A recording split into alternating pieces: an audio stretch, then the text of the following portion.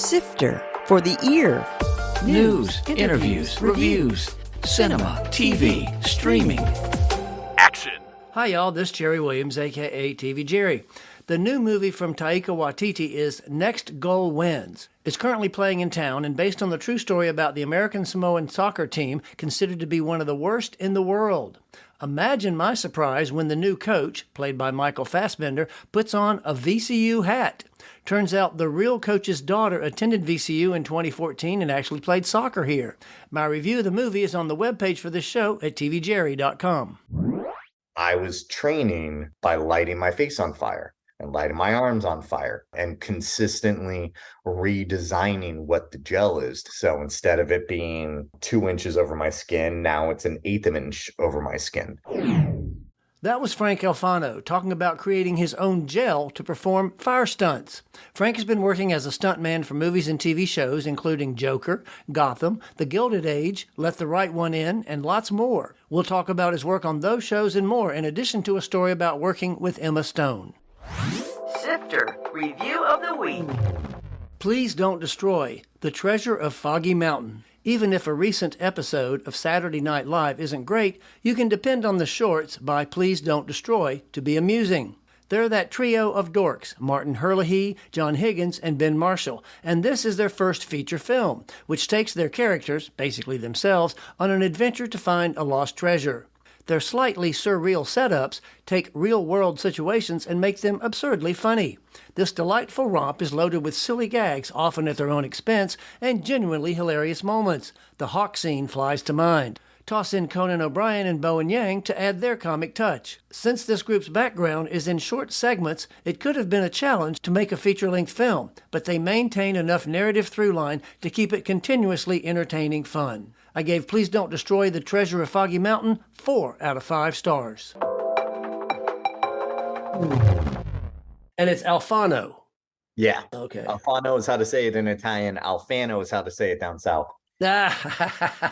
So how did you get interested in theater? Why did you decide you want to be an actor? So yeah, I had been doing theater since I was 9. How did you end up at VCU?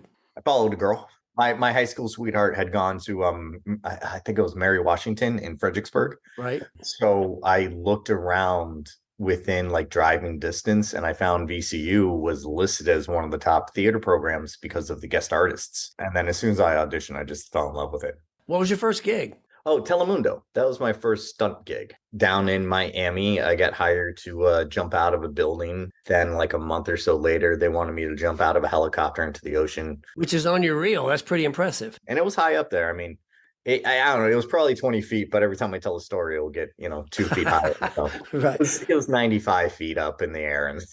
But the tricky part about that was the director wanted me to hit the water sideways. Oh. Because if I go in feet first, that's how you safely dive. But when they shot the scene where the actor doing it, he turned sideways. So they really wanted him to hit the water sideways, which gave me bone bruises, knocked the life out of me. So that was one continuous shot, because obviously there was the shot falling from the chopper and then landing in the water. Was that 2 shots or did you have to do it in 1 shot? I had to do it twice. So the first time I did it, it went fine. But the second time we did it was 8 hours later, where the tide is now in. And so as my hand breaks the surface of the water comes down and away from me. And my hand is dry for a second and then comes up and catches my ribs. So that's the one you actually see. And then right afterwards, another stunt guy jumps in after me and, saves me. And we had, of course, a water safety team just off frame to come in and grab us. I noticed on your IMDb page, it says stunt coordinator as opposed to stunt man. Well, what is the difference and how do you get to be a stunt coordinator? A stunt man, a stunt woman, a stunt performer is the one who performs the actual stunt in front of the camera. Right. A stunt coordinator is responsible for designing the action, overseeing the safety of the entire stunt scene, and usually the entire production. And it can be as complicated as setting up a huge fight scene with wire gags and explosions and all this stuff. Or it could be as simple as an actor has to push another actor. Either way, the stunt coordinator has to be there to make sure it's safe. So a stunt coordinator also has to work with each and every single department to make sure that everything is done as best as possible and as safe as possible. You mean like props that aren't going to hurt somebody? We work with props to make sure that stunt safe props. We work, of course, special effects, but even wardrobe, costuming. So most of the coordinating jobs I do are based on the idea that I have set a lot of people on fire successfully over my career, but I have to walk wardrobe every time.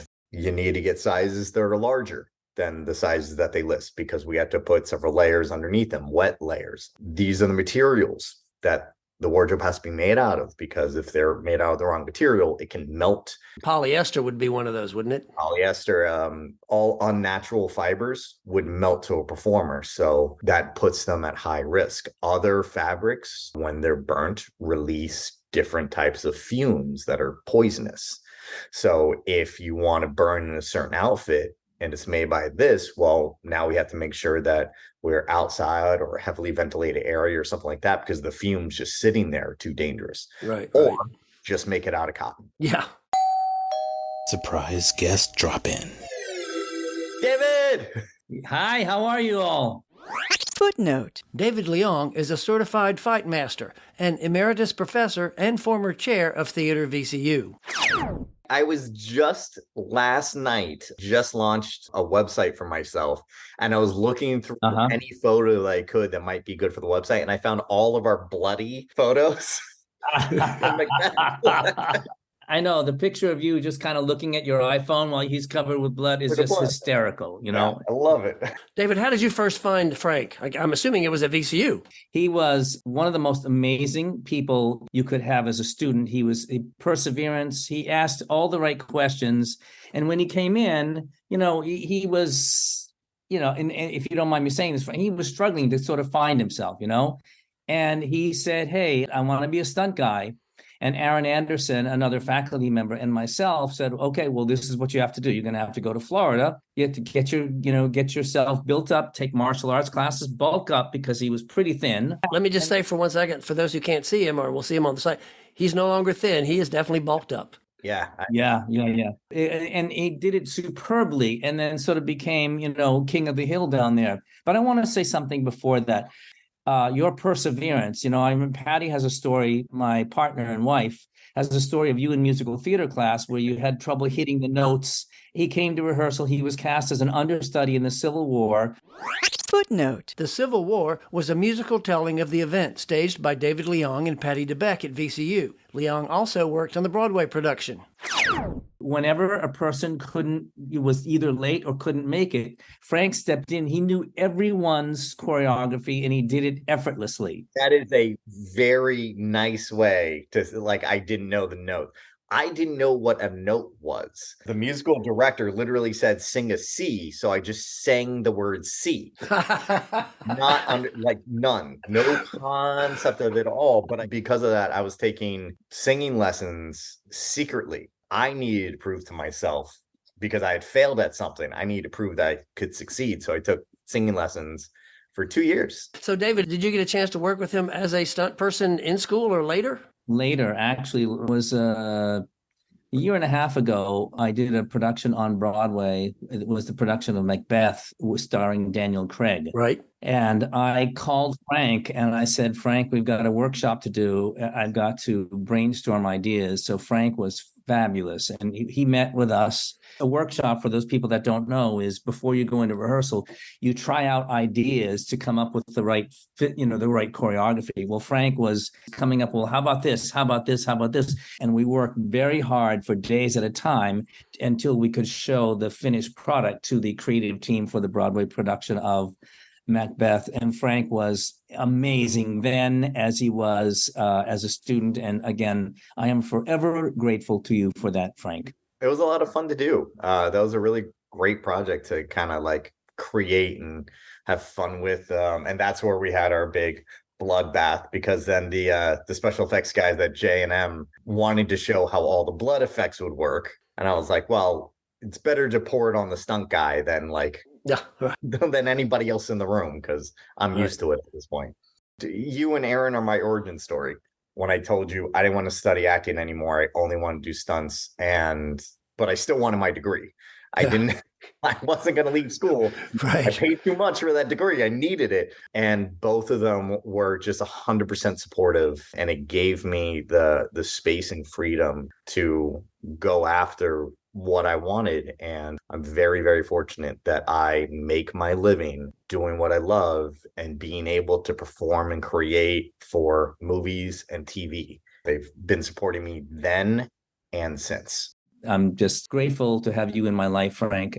Thank you very much for everything. Jerry, I'll sign off with that. Thank you so much for dropping in, David. So obviously I looked at your reel and looked at your IMDb, and you've done falls, falling down stairs, falling the helicopter that we talked about earlier, car hits, fights, and obviously you've done lots of fire. Is that your favorite thing? Is that your favorite kind of stunt work? I don't know. Everybody assumes it's my favorite because I do it the most often. But the only reason I started fire was because I can't do a backflip. When I started in Orlando, if you weren't a martial artist for your entire life or a gymnast, or you look like, a Marvel character or a Helmsworth brother, you weren't considered a stuntman.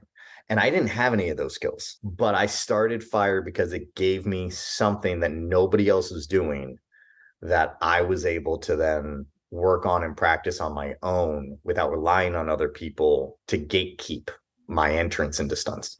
It is fun to do in theory. It's a lot of fun afterwards to watch the footage. Right. It is very uncomfortable while you're doing it because you are cold and wet, and it almost never happens in summer. It's either rainy all day or it's freezing cold. Stunt driving is always great. You're playing. It always feels like play. Right.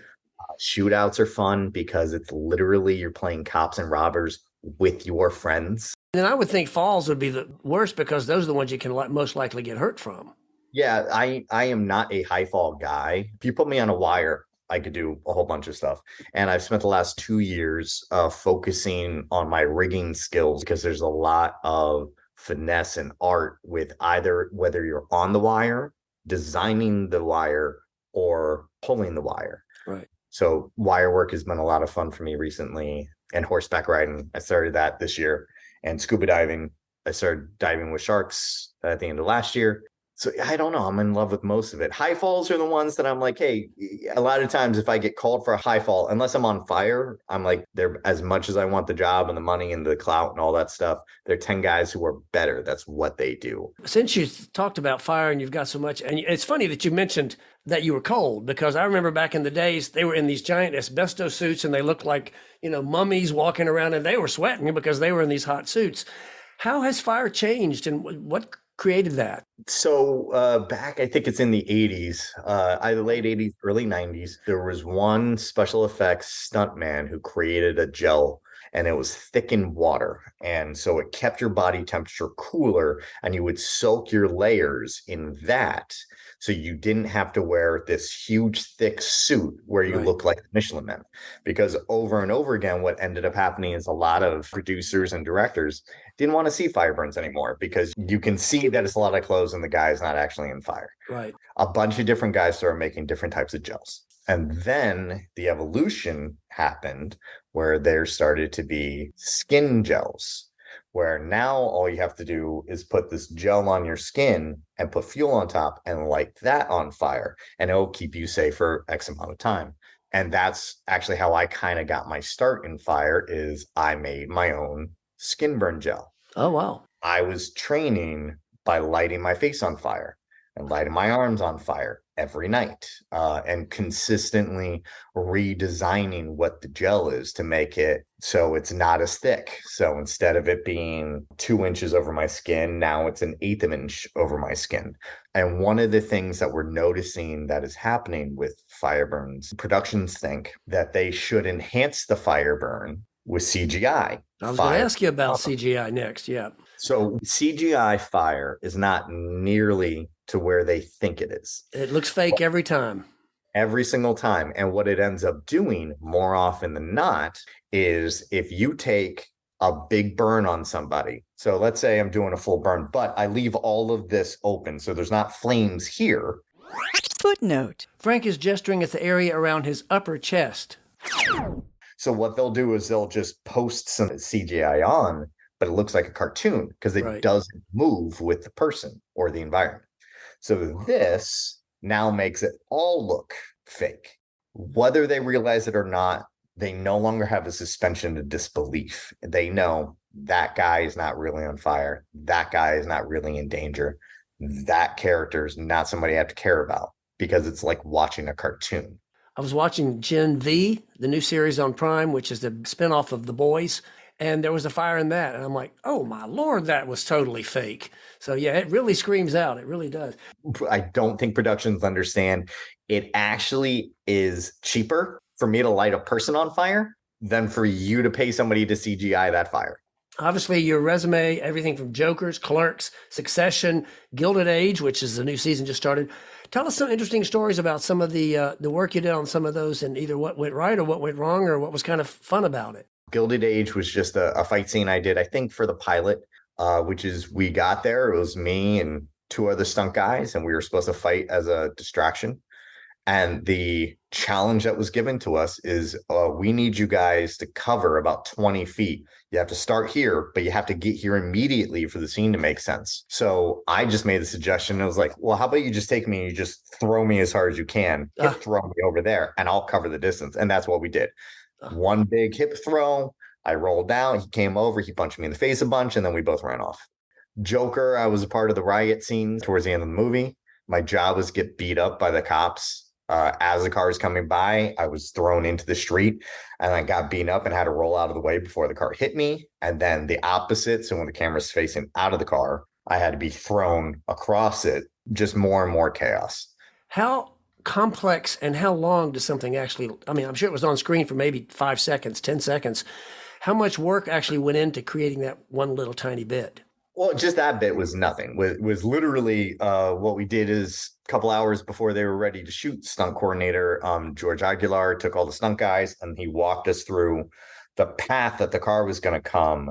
He walked us down and he's like, okay, we're going to have a couple guys over here and you guys come over here. You beat them up when the car comes, throw in front. All right, great. And we go, okay, we will serve the script. We will serve the story and we will make it as interesting as possible without making it about us, right? This is about chaos.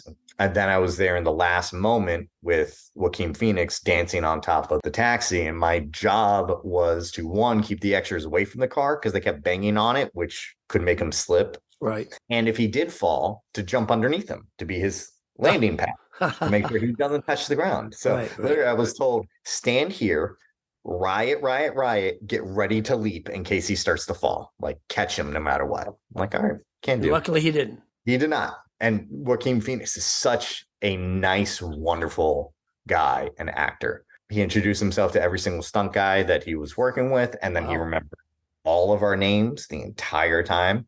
I think it's one of my favorite things about this career is I get to meet so many creative people and watch them do what they're amazing at. Well, let me ask you this on the, like, for example, on that Joker, you said extras and stunt people. So how do they make sure that the extras don't get too rambunctious and the stunt people are able to get through and do what they need to do because you're all there together, like in a big scene like those at the end of that movie? There are PAs that are in charge of the background actors. So I think we had between 200 and 300 background that night. So for every like 10 to 20 of them, there's one PA who's in charge of this group. But we were also told that night, you guys are kind of referees for them. So we are also kind of a part of like creating this buffer where we go, hey, we're the stunt guys. Don't go past this point or you're putting yourself in danger and you're putting us in danger. And then if somebody does do that, we're really good at what we do. So we work around them. And then as soon as they say cut, we talk to the PAs, the coordinator, the second ADs, and we go, this guy, that guy, and that guy got in the way, put us and themselves in danger. And then those guys are removed. Yeah, yeah. What was one of the most challenging stunts you've ever done? So the most challenging stunt I think I've done is I had to light both my arms and my face on fire for a skin burn while my legs and my back were on fire. It was for a show called Let the Right One In. Footnote. Let the Right One In was a Showtime series taken from the Swedish movie about a child vampire. I started watching that series because I'd seen the originals and I thought it was pretty interesting. It Obviously didn't succeed, but what did you get to do on that? So it was in the very beginning of the show. There's a young boy whose dad is trying this experimental thing to see if he can get him to not be a vampire, and brings him outside to watch the sunrise, and he bursts into flames. I remember The that. challenge was we had to do it outside in the snow in the middle of August. Obviously wasn't real snow. Right. And that's where the challenge came in. It rained Ah, all day. great. Storms, pouring rain all day. So we have this big field, and all of the snow is actually Epsom salt, because you can't put cotton snow on the ground because that's going to just go up in flames. So they used Epsom salt. What we learned that night, as we're prepping me and my face and my arms and all this stuff, a little part of the Epsom salt ended up in my gel and dissolved my gel. Oh, wow. Just like it would snow. So we were like, okay, we got to be very, very careful. We threw that gel out. We came back for more. As we're prepping me, I can feel my face almost melting and my arms almost melting. And I can't figure out why. It's new gel. It's fresh. There's no reason for it to move whatsoever. It turns out that when Epsom salt is just soaked and wet, it releases fumes into the air. Ah, And those fumes were dissolving my gel as I was wearing it. wow.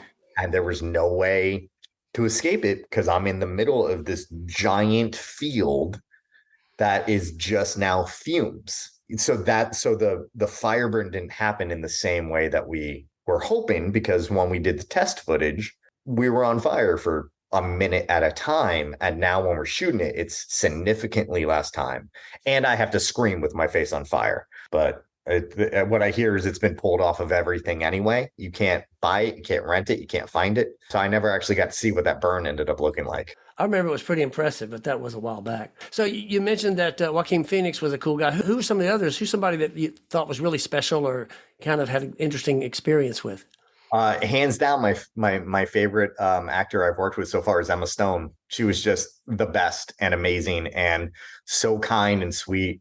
And what show was that? I worked with her on a show called Maniac.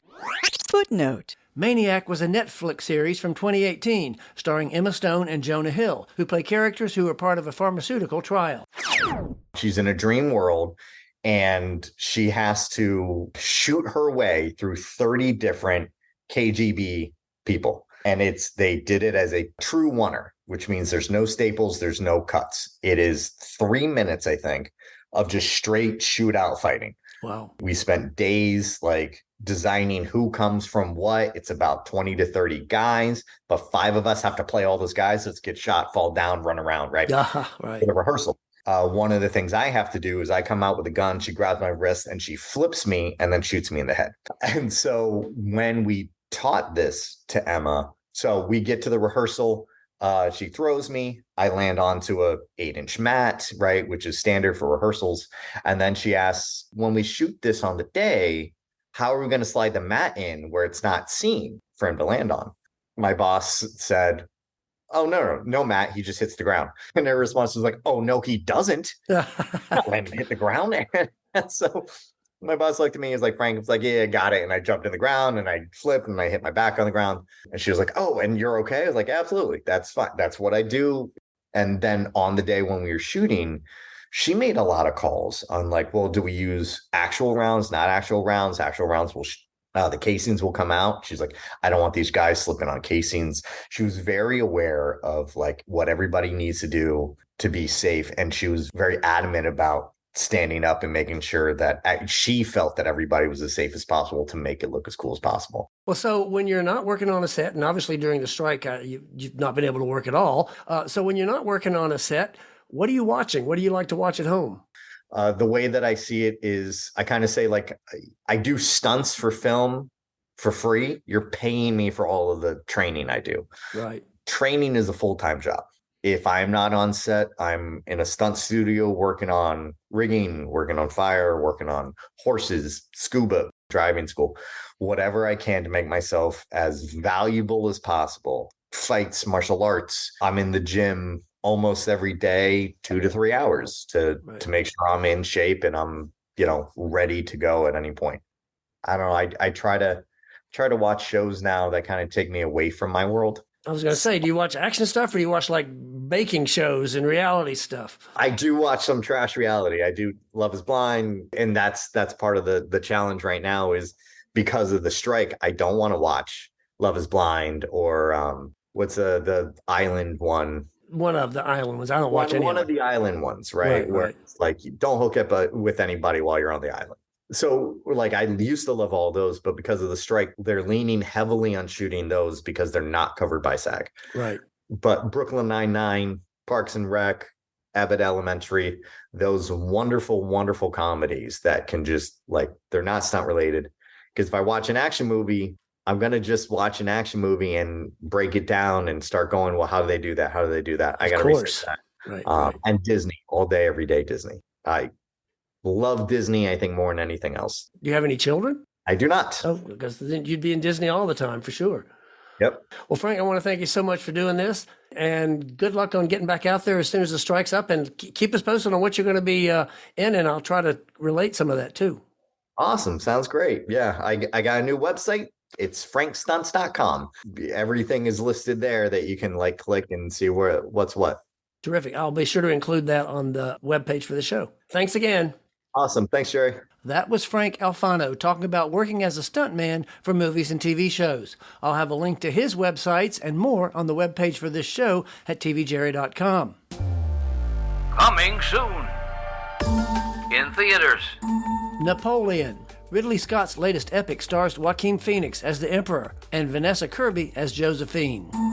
Wish. The latest Disney animated film is about a young girl who wishes on a star and gets more than she bargained for. Saltburn. An Oxford student, Barry Cogan, is drawn into the world of his aristocratic classmate, played by Jacob Elordi, who was just in Priscilla as Elvis. Renaissance, a film by Beyoncé.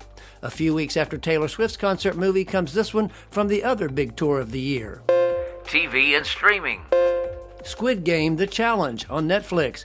Real-life contestants compete in games based on the popular series, hopefully without the fatal endings. There is a $4.56 million prize. Faraway Downs on Hulu. This series is set in Australia, the home of stars Nicole Kidman and Hugh Jackman.